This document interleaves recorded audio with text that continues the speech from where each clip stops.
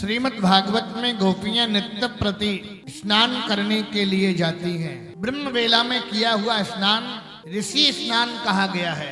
सूर्योदय के तुरंत बाद स्नान करना मनुष्य स्नान है, लेकिन दोपहर में 12 बजे स्नान करना उसे भूत स्नान कहा गया। अरे भूत स्नान भी ठीक है, लेकिन कई लोग तो जनवरी के ठंडी में स्नान ही नहीं करते हैं, लेकिन स्नान करना चाहिए तन की शुद्धि के लिए। जो ब्रह्म बेला में स्नान करता है उसकी स्मरण शक्ति बढ़ती है, उसका तेज बढ़ता है। ब्रह्म वेला में जो विद्या अध्ययन करता है, भजन करता है, उसका चित्त शांत होता है। और आपके नगर में तो प्रातः काल से ही राम नाम ध्वनि सुनने को प्राप्त हो रही है। बहुत अच्छा पुनीत कार्य आपके यहाँ लोग करते हैं। प्रातः काल श्री राम जय जय राम की ध्वनि निकालते हैं। जो कहते हैं वो भी धन्य हैं, और जिनके कानों तक भगवान के नाम की ध्वनि पहुंचती है वो लोग भी धन्य हो जाते हैं। पर स्नान करने के लिए पहुंची यमुना के पुलिन पर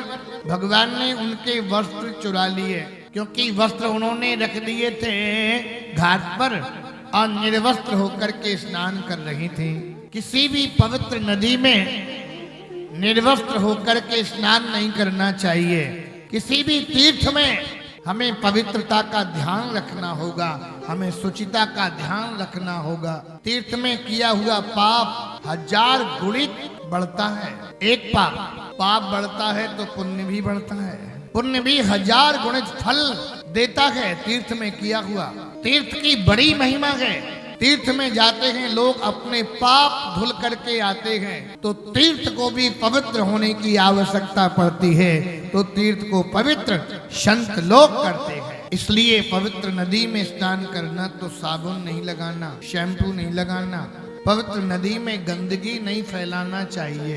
परिक्रमा गिरिराज जी की करने जाएं, कामदगिरि की करने जाएं, नर्मदा जी की करने जाएं, तो वहाँ हमें पान गुटखा खा करके थूकना नहीं चाहिए। पवित्रता का जरूर ध्यान रखना चाहिए। प्यारे, गोपियां निर्वस्त्र होकर के स्नान कर रही हैं। ये भागवत का बड़ा गंभीर प्रसंग है, ये सबके समझ में नहीं आता।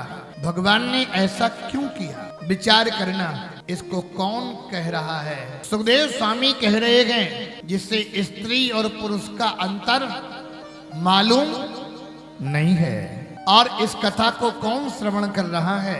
जिसे 7वें दिन तक्षक काल डसेगा वो सुन रहा है। तो वो क्या काम कथा सुनेगा या कृष्ण कथा सुनेगा? इसे कहते हैं आवरण भंग लीला, इसे कहते हैं चीर हरण लीला, आत्मा का भेद मिटाना। इसलिए भगवान ने गोपियों के वस्त्र चुराए। वस्त्र नहीं बल्कि गोपियों का अज्ञान चुराया। और वो गोपियां स्नान करके जैसे ही फुर्सत हुई तो देखे घाट पर वस्त्र नहीं है। एक गोपी बोली, ए जी अपने वस्त्र को कौन ले गयो? ए जी कौन ले गयो? पर देखा तो नंद का छोरा कदम्ब के वृक्ष पर लिए बैठा मंद मंद मुस्कुरा रहा है।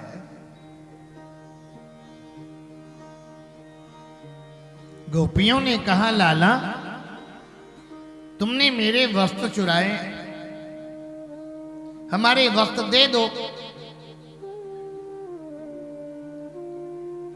कन्हैया ने कहा, एक एक करके ले जाइए। गोपियां बोली, हमें संकोच लगे, हमें शर्म लगे। कन्हैया ने कहा, किस बात का संकोच? मां अपने बालक को स्तनपान कराने में संकोच करे तो बालक को वात्सल्य प्राप्त नहीं होगा। पति पत्नी के बीच में कोई भेद नहीं होता। ऐसे जीवात्मा और परमात्मा के बीच में कोई भेद नहीं है। पर ध्यान देना सज्जनों, मैंने पूर्व में भी निवेदन किया, ये गोपियां कोई गैर नहीं है, कोई दूसरी नहीं है, ये भगवान की ही है। और भगवान के निमित्त ही ये गोपी के रूप में पधारी है। गोपी कोई स्त्रीलिंग पुल्लिंग नहीं, गोपी तो भाव है। कई मुनि महात्मा को आपने देखा होगा जो श्रृंगार करते हैं, साड़ी पहनते हैं, नाक कान छिदवाते हैं,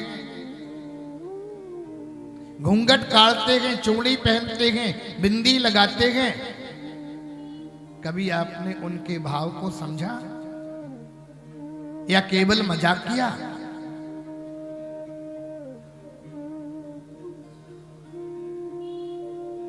उन संतों का एक भाव रहता है कि मैं लाडली जी की सखी हूं, मैं इनकी सहेली हूं।